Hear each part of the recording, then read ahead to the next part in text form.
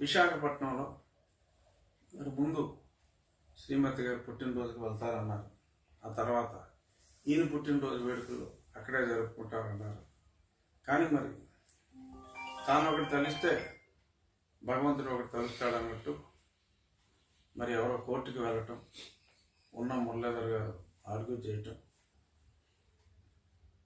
వీటి తర్వాత 20 రోజులు ఆర్గ్యుమెంట్ల తర్వాత నిన్న ప్రస్తుతానికి హోల్డ్ చేయండి, ప్రభుత్వం కోరుకున్నట్టు 3 మెంబర్ బెంచ్కి చీఫ్ జస్టిస్ గారి ధర్మాసనానికే నేను రిఫర్ చేస్తాను, కానీ ఏదైతే వీళ్ళకి అనుమానంగా ఉందో మీరు అక్కడికి మకాం మార్చేస్తారని క్యాంప్ ఆఫీసర్ పేరుతో అనుమానానికి అర్థం ఉందని చెప్పి నేను భావించాను. కనుక మరి అప్పుడు దాకా ఆ త్రిసభ్య ధర్మాసనం ఎందుకు అంటే అదే ధర్మాసనం త్రిసభ్య ధర్మాసనం ఇచ్చిన తీర్పు ప్రకారం విశాఖను పరిపాలనా రాజధానిగా చేయడానికి వీల్లేదు అని చెప్పారు. కనుక మరి వీరంతా అడ్డదారి వ్యవహారంగా ఉంది అని వారు అనుమానిస్తున్నారు. కనుక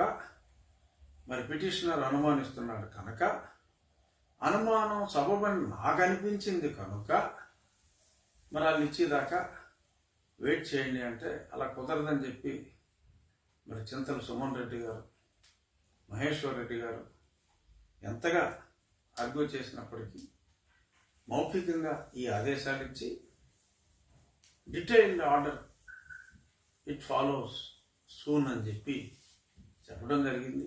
సో కాబట్టి మరి ఆగాలి. మరి ఆఫీసులకు ఎలాగో పెద్ద ఇంట్రెస్ట్ లేదు, వీరు వెళ్లాల్సింది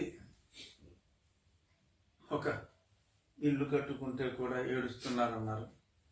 మరి ఇల్లు అది పెద్ద ప్యాలెస్, 500 కోట్లతో నిర్మించిన సముద్రం చిన్న అలొస్తే సాగరంలో నిర్మించిన ఒక శ్వేత సౌధంలాగా అది ఉంది. మరి ఆ ప్యాలెస్ ఆల్రెడీ ఆ ఇంటికి ఆ ప్యాలెస్ ఆల్రెడీ ఇంకో ప్యాలెస్ మీద కూడా కనబడిందంటే గాదిరాజు గారి ప్యాలెస్ మీద. అంటే అది యాక్చువల్గా అది ఒక కళ్యాణ మండపం టైపు, బట్ పెలేషియల్గా బాగా కట్టారు. అది కూడా బీచ్ రోడ్లోనే. అవును, నేను అయ్యన్ గారి స్టేట్మెంట్ చూసాం. భారతిరెడ్డి గారు కనబడింది, దాన్ని ఇచ్చేయమంటే ఈయన అంటే 22A కింద నోటీస్. అంటే ఆయన ఆ గాదిరాజు గారు తప్పు చేశారు. కళ్యాణ మండపం గాదిరాజు కళ్యాణ మండపం అని పెట్టుకోవాలి పేరు. ప్యాలెస్ అని పెడితే ప్యాలెస్లో ఎవరుంటారు? దేవుడు మాట రాజు. దేవుడిగా భావించే రాజు కావచ్చు, రాజు. సో మరి ఒక పక్క ఋషికొండ ప్యాలెస్లో మరి వీరు ఉన్నప్పుడు ఋషికొండకి దగ్గరలో వీడెవడో గాదిరాజు ప్యాలెస్ కట్టుకుంటే ఎవడు సహిస్తాడండి? ఎవడో సహించడు. కళ్యాణ మండపం పేరు మారితే చాలంటారు. మరి అతనికి తెలివితేటలుంటే గాదిరాజు కళ్యాణ మండపం లేదంటే డాక్టర్ వైఎస్ఆర్ కళ్యాణ మండపం మారిస్తే క్షమిస్తారేమో. బట్ ఒకసారి ప్యాలెస్ అని పేరు పెట్టినందుకు మరి ప్యాలెస్ అంటే మనం బెంగళూరు ప్యాలెస్ గురించి విన్నాం, తాడేపల్లి ప్యాలెస్ గురించి విన్నాం, లోటస్ పాండ్ ప్యాలెస్ గురించి విన్నాం, ఇంకోటి ఏంటి పులిందులు కాకుండా ఇడుపులపాయ ప్యాలెస్ గురించి ఉన్నాం. అలా మరి వారికే చెల్లిన ఆ పదం ఏ రాజు పడితే ఆ రాజు. ప్యాలెస్ లన్నీ ఆయన పేరుతో రిజిస్టర్ చేయాలి. ఆంధ్రాలో ఉన్నాయండి. ప్యాలెస్ అని పేరు పెట్టుకుంటే తప్పదు. అన్ని ఒక రాజు, ఒక ముఖ్యమంత్రి ముందు రాజుగా ప్రకటించుకొని దేవుడిగా మారుతున్న పరిణామ క్రమంలో ఆడివిడు ప్యాలెస్ అని పెట్టేస్తే ఎవడు ఊరుకుంటాడండి? ఊరుకుంటారా? 22A ప్రయోగించారు. అసలు 22Aలో ఉన్న దశపల్ల మా వాళ్ళు స్వాహ. ఇప్పుడు దానికి రోడ్లు వేస్తున్నారు, TDR లాగేస్తున్నారు. అసలు రూపాయి ఖర్చు లేకుండా ఒక శూన్యంలోంచి సృష్టించారు.